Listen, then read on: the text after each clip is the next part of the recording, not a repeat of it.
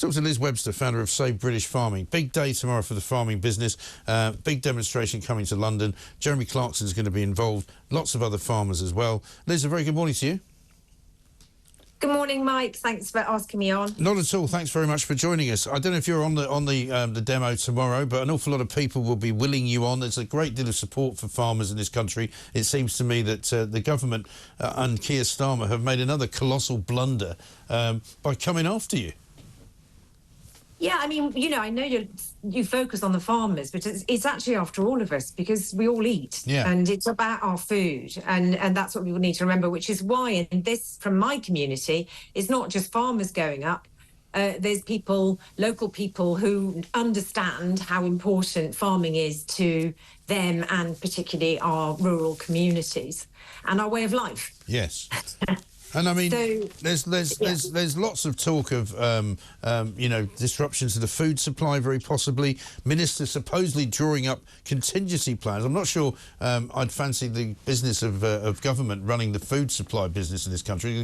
They can't do their own jobs, never mind doing yours. Yeah, I'm not optimistic about the government being able to do a food rationing. I guess they'll probably put it down to the supermarkets. But look, we're facing food problems anyway because of the Spanish floods, which also impacted Morocco. Yeah. The previous government let the big lettuce growers go bust because of the prices of gas, and a lot of the other greenhouse growers. So we're heavily dependent on that area for fresh fruit and vegetables in the winter particularly. So those shortages are coming, and they're going to be severe because most of the supermarkets rely on that particular area of Spain. And it means, you know, increased food costs all the way around. So I know that you know, the government, the Labour, one of the Labour Party people, advisors, said that this was a, you know, payback for the miners. Oh, that was John McTiernan, yeah. I mean, the Labour Party were trying to distance themselves from that, saying, oh, he doesn't work for us anymore. But he was Tony Blair's chief advisor. Exactly. But what people should remember is that now, since we lost energy security, we pay the highest prices in the world for electricity. Yeah. And losing control of our food production will do exactly the same. And we will be paying more for food, which is of lower standard. Yeah. And if there's any crises in the world, we'll feel it first, because countries tend to feed their own people first before they start helping others. Right. And that means we'll be in a very weak position. And our farmers do this job because it's a way of life. And I mean, you know, it's just crazy that they're turning the guns on the people that they really need to feed them. And the Sri Lankan government did this recently as well, and it ended up with their government being run out of town because there were food shortages. No government survives a food crisis. Yeah. And I find it astonishing. Same thing happened in the Netherlands, I think, didn't it? Similar things. I mean, they've obviously got a lot of food in the Netherlands for the amount of people that they have in that country. They're one of the world's biggest food exporters. But it certainly gave power to, because people largely do understand that they and their pets and wildlife need food.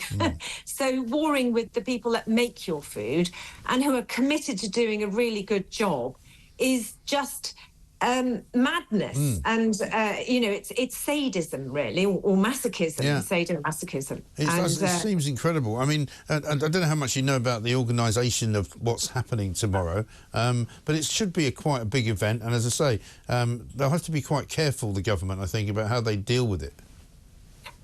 I think it's going to be huge. The one thing I guess against it is it's a weekday and a lot of people are working. But I know from around here in the Cotswolds, there's bosses of people going up, and they're not all farmers. They're just local people who live in this area and understand what it means for the Cotswolds if we lose our farm. Yeah.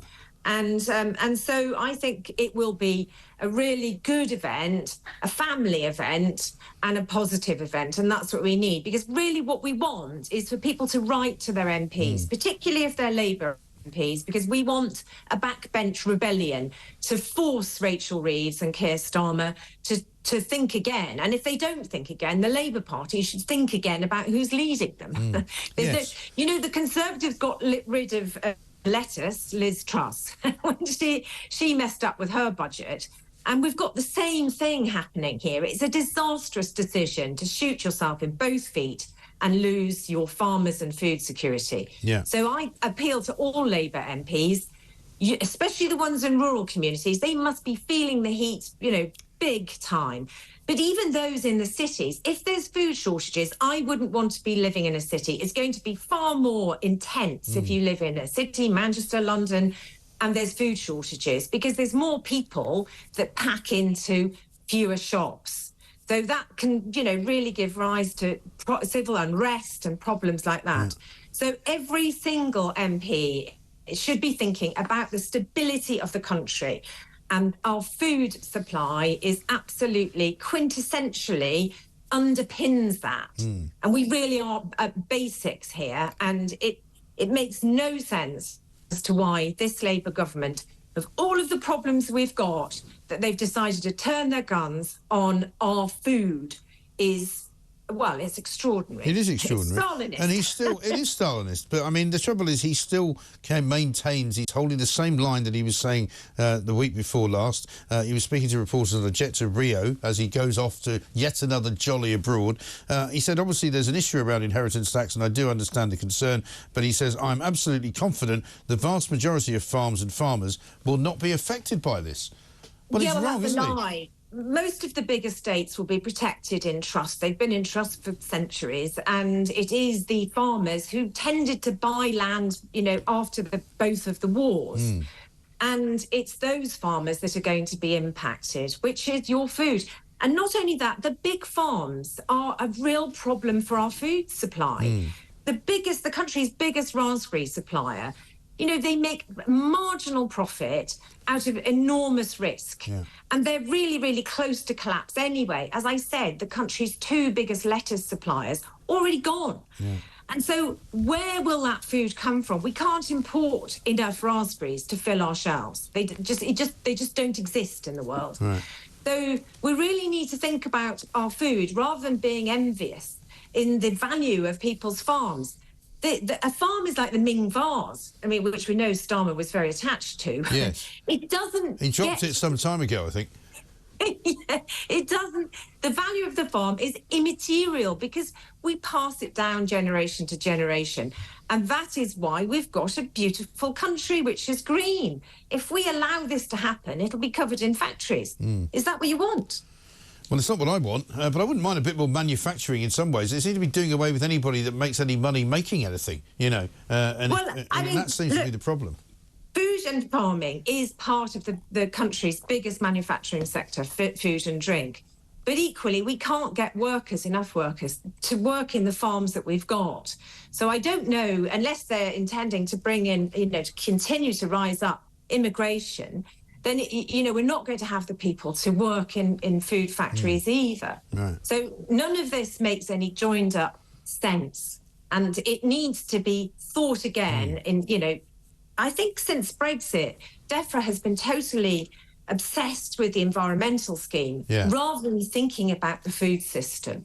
And when you hear the supermarket owners also really concerned about food supply and food security, people need to sit up and listen because, as I've said, it only takes, I think they say, 5 days for riots to break out after a shortage of food, which makes sense. People don't sit around thinking, I'm hungry. There were riots about the Kentucky Fried Chicken running out of chicken a few years ago. Yeah, but people are used to eating everything that they want to eat now as well. It's a very different world, isn't it, from what it used to be?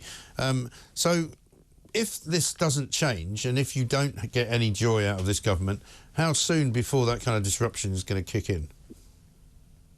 I hope that farmers don't go down the line of being a nuisance to the public. What we want is for the public to be on our side. And so the more that they see of us doing carnivals of tractor rallies and appealing to them through the media, which you're helping with, that we get the public to send emails to the MPs, because that's what works. We know that. Annoying the public doesn't work. So, we need to make sure that it's a joined up, intelligent campaign which puts pressure on Keir Starmer's government. It is, you know, as we saw with the Conservatives, who changed leader several times, the public can make a difference by appealing to those MPs to say, you know what, you're on the wrong road here and we don't like it. And if they want to stay in office, these MPs, they should start to think for themselves instead of being ordered by Starmer, who is far too authoritarian and inconsiderate. And also, he's been you know, he's lied to farmers. He came to our conference and promised and empathised with the loss of a family farm, and then he's absolutely turned around on us. Yeah. Rachel Reeves is also relying on incorrect information, which is being spread all over the internet and newspapers to say that hardly any farms won't be impacted, which is at odds with what DEFRA are saying. And this is just a bad situation for the public and democracy as a whole. So I appeal to Labour MPs in particular, think again. If you want to be re-elected and represent this country in Parliament, you will not be re-elected when we go to the polls again. And that might be sooner than you think if you continue with this policy.